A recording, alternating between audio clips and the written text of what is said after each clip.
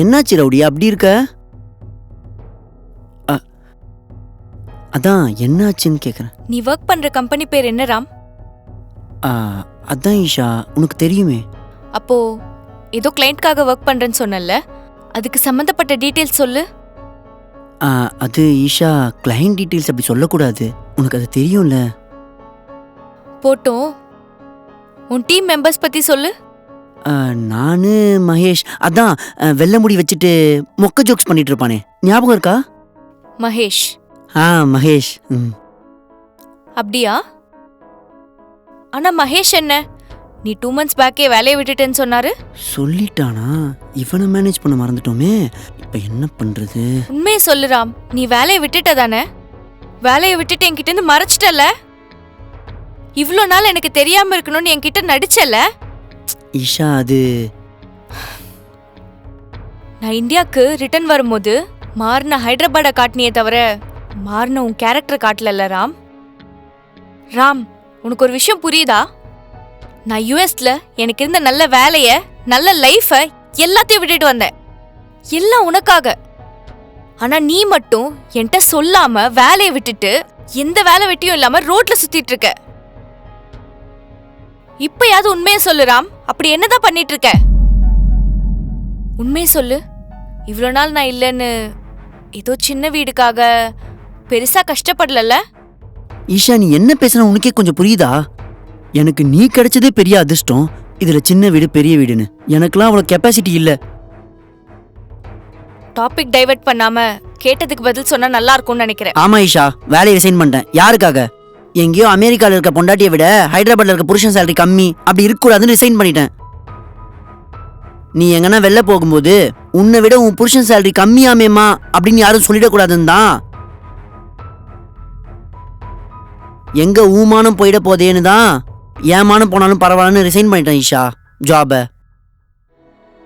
அப்படி நினைக்கிறப்போ பேக்கேஜ் அதிகமா தர கம்பெனிக்கு மாறணும், வேலையை விடக்கூடாது. அதுலயே அட்ஜஸ்ட் பண்ணி இன்னொரு கம்பெனிக்கு மாறலாம்ல. அட்ஜஸ்ட் பண்ணிட்டு பண்றது தான் சாஃப்ட்வேர் ஜாப்னு சொல்லுவாங்க. நிலைமையை புரிஞ்சுட்டு பண்றத பேர் தான் சரியான ஜாப்னு சொல்லுவாங்க. நீ ஜாபை பத்தி யோசிச்ச, நான் நிலைமையை பத்தி யோசிச்சேன். உன் கூட சமமா இருக்கணும்னு நினைச்சேன். அதுக்கு தான் அந்த ஜாபை ரிசைன் பண்ணிட்டு புதுசா ஏதாவது பண்ணலாம்னு நினைச்சேன். இப்படி பேசுறது அவ்வளவு ஈஸி இல்ல ராம், உண்மையை மறைச்சிருக்க. அம்மா, நான் ஆன்சர் கேட்டா ஏதோ ரீசன் சொல்லிட்டு இருக்க. ஐயோ, நிஜமா தான் ஈஷா சொல்றேன். கம்பெனி ஷிஃப்ட் ஆகிற வரைக்கும் பேக்கேஜ் ஏறாது. பேக்கேஜ் ஏறணும்னா அதை கோர்ஸ் கத்துக்கணும். அந்த வேலையில இருந்து கோர்ஸ் கத்துக்க என்னால முடியல ஈஷா. அதான் ஜாப் ரிசைன் பண்ணிட்டு கோர்ஸ் கத்துக்கிட்டு இருக்கேன். யார்கிட்ட? நிஷா கிட்ட. அப்ப நான் முன்னாடி கேட்டப்போ நீதான் கத்து தரேன்னு சொன்ன. அது சின்ன பில்டப்புக்காக. டிசிஷன் எடுக்கும் போது என்கிட்ட சொல்லணும்னு தோணலையா ராம்? சொல்லி பண்ணா சீப்பா இருக்கும் ஈஷா. சொல்லாம பண்ணாதான் காதல் வெளிப்படும். நீ ஏதோ சொல்லி என்ன கன்ஃபியூஸ் பண்ணாத ராம். ஒரு சில டைம் ரெக்க இல்லாத பறவை கூட அதோட காலை நம்பும் ஈஷா. நீ என்ன நம்ப மாட்டியா?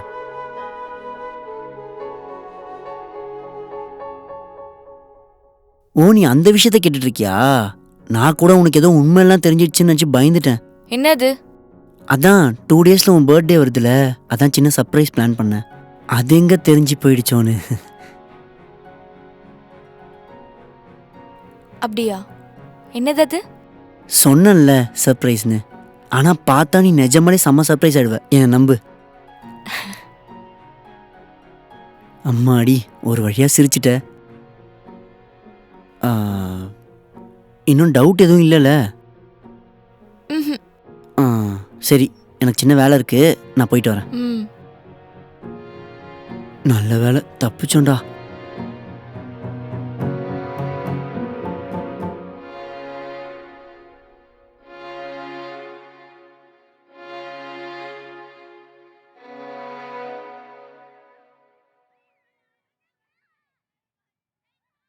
என்னப்பா, என்ன விஷயம்? மூர்த்தி சார், நீங்க எங்க இங்க? இப்ப வரைக்கும் உனக்காக லைப்ரரியில வெயிட் பண்ணியிருந்தேன். நீ வராதனால தான் தோ உன்னை பார்த்துட்டு வந்தேன். என்னமோ மூர்த்தி சார், இன்னைக்கு லைப்ரரிக்கு வரணும்னு தோணல. தெரியும், அதான் கேட்குறேன், வீட்டில் ஏதாவது விஷயமானு. ஒரு உண்மை தெரியாம இருக்கிறதுக்காக ஒரு பொய்ய முதுகுல சுமந்துக்கிட்டு இருக்கேன். உண்மையை சொன்னா பாரம் இறங்கிடும், சொல்லலைன்னா அது பொய்ன்னு தெரிஞ்சிடும். இது எல்லாத்துக்கும் நடுவில் லைஃப் எப்படி இருக்குன்னு யோசிச்சா ரொம்ப பயமாக இருக்கு. நீங்கள் சொல்கிற கதையில் எழுதுறவங்களுக்கு பயம் இல்லாமல் போகலாமே தவிர கேட்குறவங்களுக்கு மட்டும் நெக்ஸ்ட் என்ன ஆகும்னு பயமாகவே இருக்கும். என் கதை கூட அதே தான். Forgive or forget. என்னது? ராம், கணவன் மனைவி ரிலேஷன்றது ஃபர்கிவ் ஆர் ஃபர்கெட் நேச்சரில் இருக்கும். இப்போ ஈசாவுக்கும் உன் மேலே காதல் இருக்கு. அதான் அமெரிக்காலேருந்து வந்துட்டா. உனக்கும் அவ மேலே லவ் இருக்கு. அதுக்கு தான் அவ ட்ரீமுக்காக நீ கஷ்டப்படுற. உனக்கு ஜாப் இல்லைன்னு தெரிஞ்சும் நீ எந்த ரீசன் சொன்னாலும் அவ உன்னை எதுவும் சொல்லலைன்னா உன்னை ஃபர்கிவ் பண்ண மாதிரி தானே. ஆனா ராம், நீ உண்மையை மறைச்சி பொய்யை சுமந்துக்கிட்டு திரியறன்னு சொன்னல, ஒரு வாட்டி சொல்லிப்பாரு, மனசு லேசாகும். உடஞ்ச கல்லையும் உடஞ்ச இதயத்தையும் ஒட்ட வைக்கிறது கஷ்டம். நீ ஒரு வாட்டி சொல்லிப்பாரு, எல்லாம் சரியாகும். இதுக்கு மேல நான் சொன்னா நீ என்ன பூமர்னு நினச்சிக்குவ. அதான் உங்க ஜென்ரேஷன் ஸ்டைலையே சொல்றேன். ஆமாம், இவ்வளோ சொல்கிறீங்களே, உங்களுக்கும் ஆன்ட்டிக்கும் நடுவில் எதுவும் ஆகலையா? எனக்கு 36 வயசுன்னு நினைக்கிறேன். ஆன்ட்டிக்கு குழந்தை பிறக்காதுன்னு தெரிஞ்சுது. அதுக்கப்புறம் எல்லாமே நான் தான் நினச்சிக்கிட்டா போல. பைத்தியமாக காதலிச்சா. நான் அவளுக்கு தெரியாம ஒரு வீட்டை கிஃப்டாக கொடுக்கணும்னு நினச்சேன். அதுக்கு தான் இரவும் பகலுமா கஷ்டப்பட்டேன். கடைசியாக அந்த வீட்டை கஷ்டப்பட்டு வாங்கினேன். அப்போது அந்த வீட்டை பார்த்ததுக்கு அப்புறம் ஆன்ட்டி சர்ப்ரைஸ் ஆனாங்களா? ஆயிருப்பா, இருந்திருந்தா. அப்படின்னா நான் அவளுக்காக கஷ்டப்பட்டேன்னு நினச்சிட்டு இருந்தேன். ஆனால் அவளுக்கு டைம் கொடுக்காம கஷ்டப்படுத்தினேன்னு நினைக்கல. குழந்தைங்க இல்லைன்ற ஏக்கத்தோட நான் அவ கூட இல்லைன்ற கவலை அவ போய் சேர்ந்துட்டா. அந்த ஒரு நாள் அவளுக்கு உண்மை தெரிஞ்சிருந்தா, குழந்தைங்க இருந்திருந்தா எங்க லைஃப் வேற மாதிரி இருந்திருக்கும். நிஜம் காத்து மாதிரி ராம். நம்ம எவ்வளவுதான் உள்ள மறைக்கணும்னு நினைச்சாலும் அது வெளியில வந்துதான் தீரும். நீ கூட நான் பண்ண தப்ப பண்ணாத. அவகிட்ட சொல்லிப்பாரு, அவ உன்னை நம்புவா. சரி.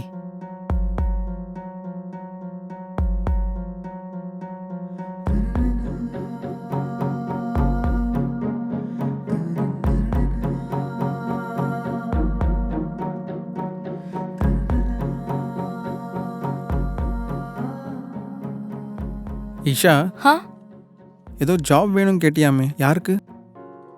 ராம்காக. அவர் ஜாப் என்னாச்சு? அவன் ஜாப் போய் அது ஷிஃப்ட் ஆகணும்னு நினச்சிட்டு இருக்கான். ஸோ எங்கேயோ எதுக்கு, நம்ம கம்பெனினா பெட்டர்னு கேட்டேன். ஓ, ஏன் அபி, ஏதாச்சும் ப்ராப்ளமா? ஆக்சுவலாக உனக்கு தெரியும்ல ஈஷா, நம்ம கம்பெனியில் டெவலப்பருக்கு தான் ரெக்குவயர்மெண்ட் இருக்குது, அதுவும் இமிடியேட்டா. இப்போ இன்னொரு ஜாப்னா அவன் கூட டெவலப்பர் தான் அபி. ராம் அதுக்காக தான் ட்ரெயின் பண்ணிட்டு இருக்கான். ஒரு வாட்டி இன்டர்வியூ பண்ணிப்பாரு, பிடிச்சிருந்தா ஹையர் பண்ணிக்கோ. என் ஹஸ்பண்ட்னு ஹையர் பண்ணணும்னு இல்லை. சரி ஈஷா, நீ அதெல்லாம் சொல்லணுமா? நீ அனுப்பு, நான் பார்த்துக்கிறேன்.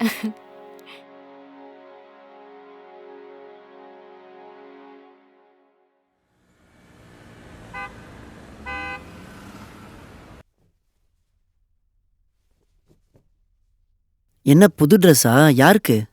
உனக்கு தான். என்ன ஈஷா, பர்த்டே உனக்கு தானே, எனக்கு எதுக்கு? இது பர்த்டேக்கு இல்லை, இன்டர்வியூக்கு. என்ன இன்டர்வியூ? எங்க இன்டர்வியூ? எங்க ஆஃபீஸில் தான். நான் ஃபார்மாலிட்டிஸ் எல்லாம் பேசிட்டேன். நீ ஜஸ்ட் இன்டர்வியூ அட்டன் பண்ணா போதும், மற்றதெல்லாம் அபி பார்த்துப்பான். ஈஷா கரெக்டு தான், ஆனால் நான் இன்னும் அவ்வளோ ப்ரோ ஆகலை. அப்பா ராம், இப்போ நீ நிஷா கிட்ட இருந்து ட்ரைனிங் எடுத்துக்கிறல, இப்பல இருந்து அபி உன்னை ட்ரெயின் பண்ணுவான். நீ டென்ஷன் ஆகணுன்ற அவசியம் இல்லை, என் பேச்சை கேளு போதும். ஆனால் ஈஷா, நான் உன்கிட்ட கொஞ்சம் பேசணும். நீ என்ன பேசணும்னு நினைச்சாலும் இன்டர்வியூ முடிச்சுட்டு பேசு. ஆனால் எனக்காக போ ராம்.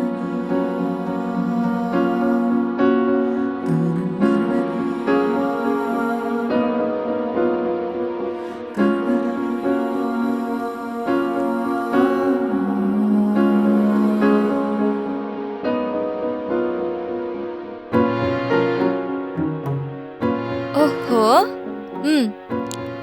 All the best. நல்லா பண்ணு. ஓகேவா? ம் கோ.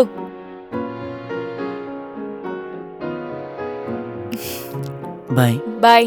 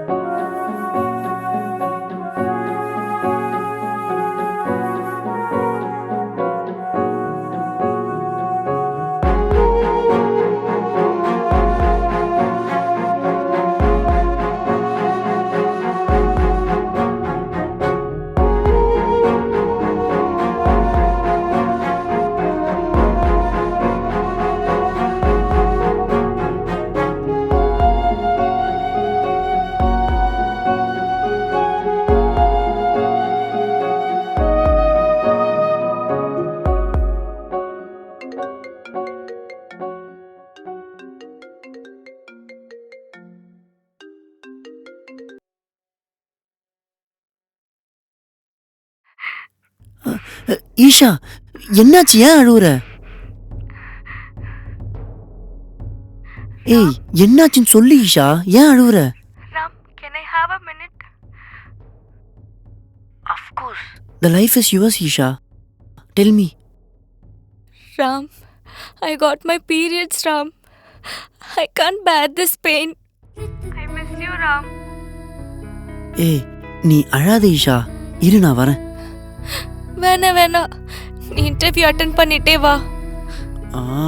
மண்ணாங்கட்டி இன்டர்வியூ உன்னோட முக்கியம்லாம் இல்லை. வரேன், இரு.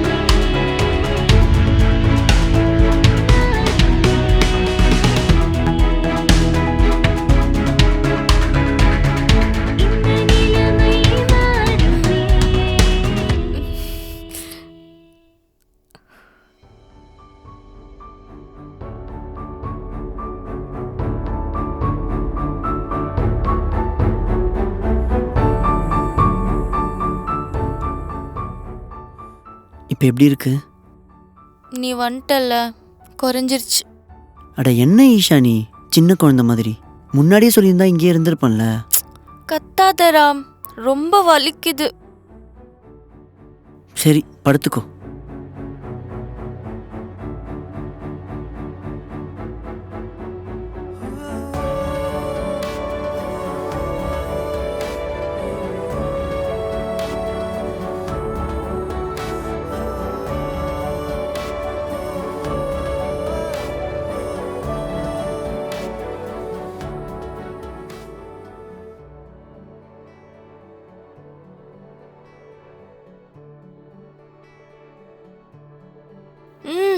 போதும். சாப்பிடு ஈஷா, சாப்பிட்டா தானே ஸ்ட்ரென்த் வரும். நீ இன்டர்வியூ அட்டென்ட் பண்ணிருக்கணும் ராம், தேவையில்லாம வந்துட்ட.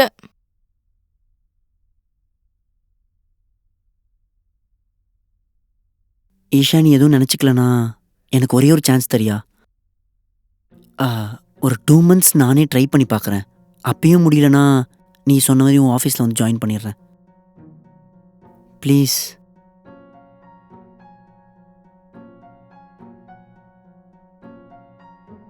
ஆமாம், அவ்வளோ வலி எடுத்துச்சா?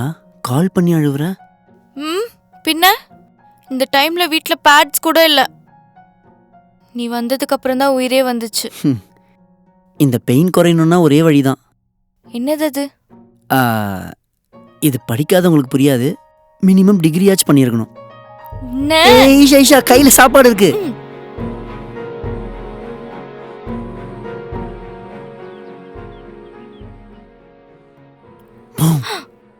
Advance happy birthday.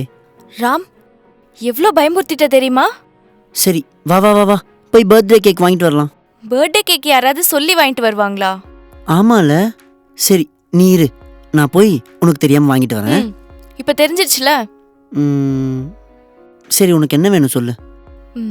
என் பர்த்டே கேக் நீயே பண்ணி கொடு. அதான் எனக்கு பெரிய சர்ப்ரைஸ். அப்படின்னா கொஞ்ச நேரத்துக்கு இந்த கிச்சன் சாம்ராஜ்யத்துக்கு நீ வராம இருக்கணும். இந்த நாடு மொத்தம் ஒண்ணுதான். இஷ்டம் போல இரு. சரி. ஆமா, அம்மா இல்லையா? அம்மா ஃபுல் ஸ்லீப்ல இருக்காங்க. உன் கேக் முடிஞ்சோடனே எழுப்பலாம். போ போ போ. நீயா? ஏன் உங்க வீட்டுக்கு மோடி வருவாரா என்ன? இல்லடி, கரெக்ட் டைம்க்கு வந்துட்டல. என்னன்னு புரியல. அப்ப நான் டைமுக்கு வரமாட்டேங்கிறியா? கும்பிடுறேன்டா சாமி. வா ஃபர்ஸ்ட். ஆமா, சார் எங்க? கிச்சன். என்ன ஸ்பெஷல்? என் பர்த்டே கேக். Lucky girl. சரி, என் விஷயம் ஓகே. உன் சார் எப்ப காட்ட போற? எங்களது வைர மூட்டை. எங்க விழுதோ அங்க திறந்தா மக்கள் தூக்கிட மாட்டாங்க? அப்பா, ரொம்ப பாசம்தான் உன் சார் மேல. சரி விடு. ராம ஒரு நிமிஷம் வர சொல்றியா? ப்ராஜெக்ட்ல ஒரு சின்ன டவுட் இருக்கு, எனக்கு ஹெல்ப் பண்ணுவான். அவனுக்கு ஜாப் போயிடுச்சுன்னு எனக்கு முன்னாடியே தெரியும். போது நிறுத்து. ஓ, தெரிஞ்சிருச்சா? அப்புறம் என்ன, இனி எங்க பிடிக்குதோ அங்க வேலை செய்ய வேண்டிதான். ஒர்க்கா? ட்ரைனிங் தானே நீ கொடுக்கறது? அதான் ஈஷா, ட்ரைனிங். உண்மை சொல்லு நிஷு, நீங்க 2 பேரும் என்கிட்ட எதுவும் மறைக்கலல்ல? நேத்து ராம கேட்டப்ப கூட கேட்டது தவிர மத்த எல்லாத்துக்கும் ஆன்சர் பண்ணான். நிஷு, அவன் எதுவும் என்ன ஏமாத்தல? சச்சா, அப்படிலாம் இல்ல ஈஷா. எனக்கு தெரியும் நிஷு, நான் வந்ததுலேருந்து கவனிச்சிட்டு தான் இருக்கேன். பல மணி நேரம் நீங்க ஏதோ ஃபோன்ல பேசிட்டு இருக்கீங்க. நீங்க என்கிட்ட சொல்லாம மறைச்சிட்டு இருக்கீங்கன்னா கண்டிப்பா அது ஏதோ தப்பான வேலையா தான் இருக்கும். அந்த வேலைக்கு நீ ரெஸ்பெக்ட் கொடுத்து நீ என்கிட்ட மறைச்சிட்டு இருக்க. ஆமா, என்ன நடக்குது நிஷு? நிறுத்த ஈஷா.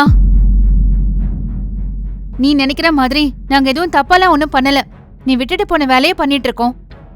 நான் விட்டுட்டு போனது என்ன?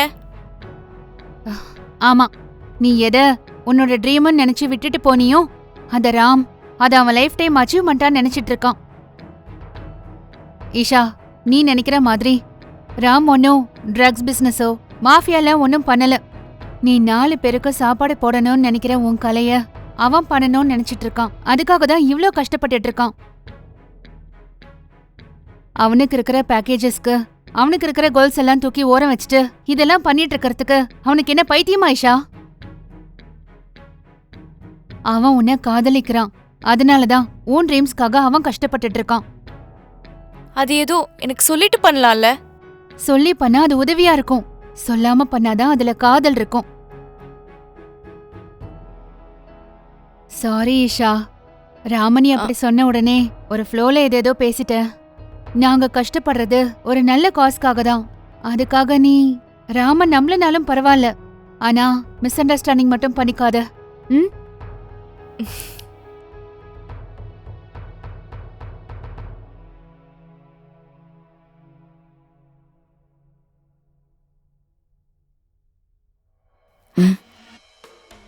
எதுக்கு ராம் இதெல்லாம்?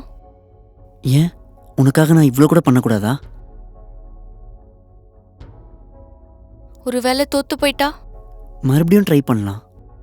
நிறுத்தணும்னா அந்த சிச்சுவேஷனே வரக்கூடாதுன்னு நினச்சிக்கலாம்.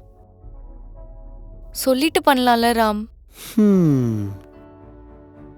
உன்கிட்ட சொல்லியா தாலி கட்டின?